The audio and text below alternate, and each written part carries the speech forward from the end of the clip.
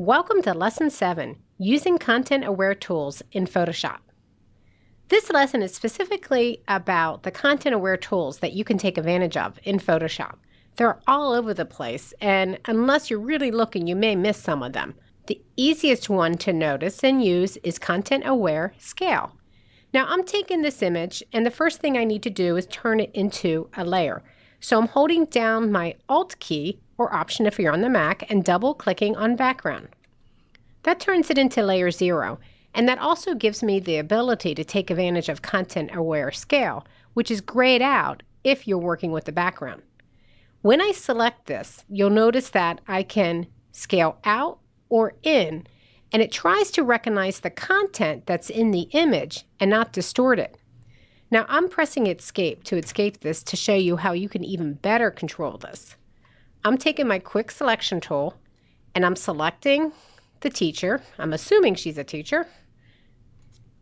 I'm holding down my Alt or Option key because I accidentally got a little bit more there than I meant to get. Doesn't have to be perfect for this. And then I'm going up to select and I'm saving this selection as teacher. Now the reason I saved a selection is because when I deselect and then go under Edit Content Aware Scale, you'll notice that over to the right in the options, I can choose to protect skin tones if I have a person and I want to make sure they don't get distorted. That can somewhat help, but you have even more precise protection if you save a selection because you can activate it in the Protect drop-down menu. And you'll notice now when I scale this in, I can scale it in really far and she's protected. Now, obviously, if you go too far, some distortion, weird distortion has to occur because you're just squishing it too far.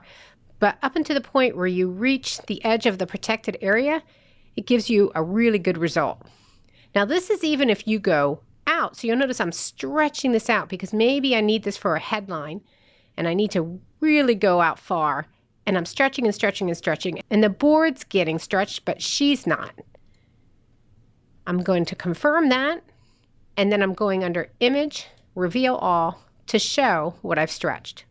Now, Content Aware appears in lots of different places. I'm going to go ahead and close that image and not save it. Go back to Browse and Bridge and open up another image. You also see you have a tool that's called a Content Aware Move tool. I can make a selection, and I'll go ahead and I'll take the eagle.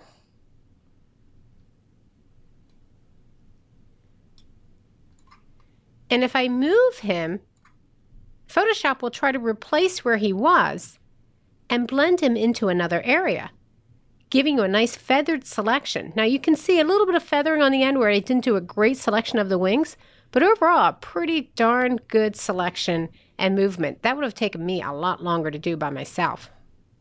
You also have some simple tools, like for instance the patch tool and the healing brush tool that use content aware features as well. So for instance, if I go ahead in here and I deselect, and I want to replace this food, I can select it, and you'll notice that up at the top, I can choose to replace the source, and I can drag this over to another area, and it blends that in for me and replaces it with that section of the water up around this area. Now the other place that you'll see Content Aware is here. I'm going to go ahead and make a selection. And you'll see that if I use Edit Fill, I can select Content Aware here as well and just replace fully an image with the Content Aware tool. So there are a lot of places where you can take advantage of Content Aware tools, including, just last one I want to show you, when you go to the Spot Healing tool, you can even turn it on in the options if it's not turned on, so that as you're using the Spot Healing tool, let me deselect, it's also looking at the content as well.